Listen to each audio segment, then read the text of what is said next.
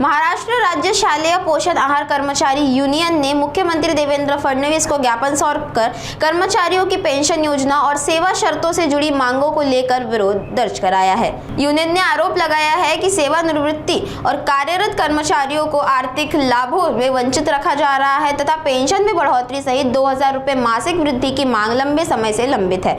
संगठन ने कहा कि बार बार निवेदन देने के बावजूद कोई ठोस निर्णय नहीं लिया गया है, जिससे कर्मचारियों में नाराजगी बढ़ रही है। यूनियन ने चेतावनी दी कि यदि जल्द समाधान नहीं निकाला गया तो राज्यव्यापी आंदोलन किया जाएगा। वीडियो जर्नलिस्ट उदय सोनवणी की खास रिपोर्ट नागपूर समय के लिए। हे बघा, हे महाराष्ट्र राज्य शालेय पोषण कर्मचारी युनियन आयटक आहे आणि मी ज्योती अंडर सहारे आणि मी स्कीम वर्करची कार्यकर्ता आहे।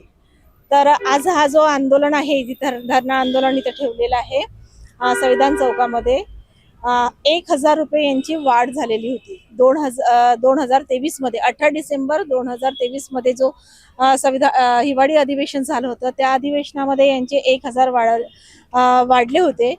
त्यावेळेस आम्ही माननीय दादा भुसे साहेब यांना मी निवेदन दिलं होतं आणि त्यांनी सांगितलं होतं की या कर्मचारी शालेय पोषण आहार कर्मचारी यांच्या मध्ये 1000ची आम्ही वाढ करू। तर त्यांनी ती ही जी वाढ केली होती ती वाढ अद्यापही यांना मिळालेली नाहीये 2023 पासून। आता जे माननीय दादा भुसे साहेब आहेत यांनी सर्व तयार करून ठेवलेलं आहे की यांना 1000 रुपये यांच्या मानधनामध्ये जी वाढ झालेली होती ती द्यायची बघून। परंतु आता ते वित्तमंत्र्याकडे ती फाईल गेलेली आहे आणि वित्तमंत्री त्या फाईलकडे अजून अद्यापही लक्ष देत नाहीये।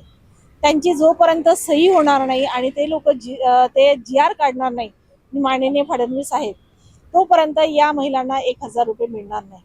तर त्यांनी ही त्वरित फाईलवर साईन केलं पाहिजे आणि या महिलांना ते 1000 रुपये GR काढून यांच्या मानधनामध्ये वाढ दिली पाहिजे। आता मला सांगा की 2500 मध्ये या सर्व महिला आपापल्या तालुक्यामध्ये जे खिचीशी होतात शाळांमध्ये, त्यांना फक्त 2500 रुपये मिळतात। त्या 2500 मध्ये हे काय करत असतील? त्याच 2500 मध्ये जर 2 महिला लागतात तर यांना खरंच यांच्या मानधनामध्ये यांना तो मानधन पुरणार का आणि यांची आर्थिक परिस्थिती उंचावेल का, हे सुद्धा या सरकारने लक्ष घेतलं पाहिजे।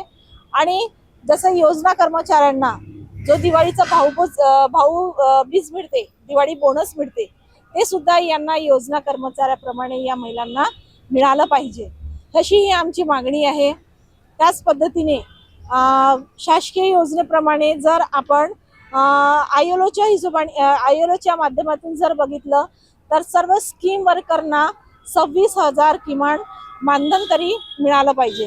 तर आमची ही पण मागणी आहे की या शालेय पोषण कर्मचाऱ्यांना सुद्धा 26,000 रुपये मानधन मिळालं पाहिजे, भाऊबीज मिळाली पाहिजे।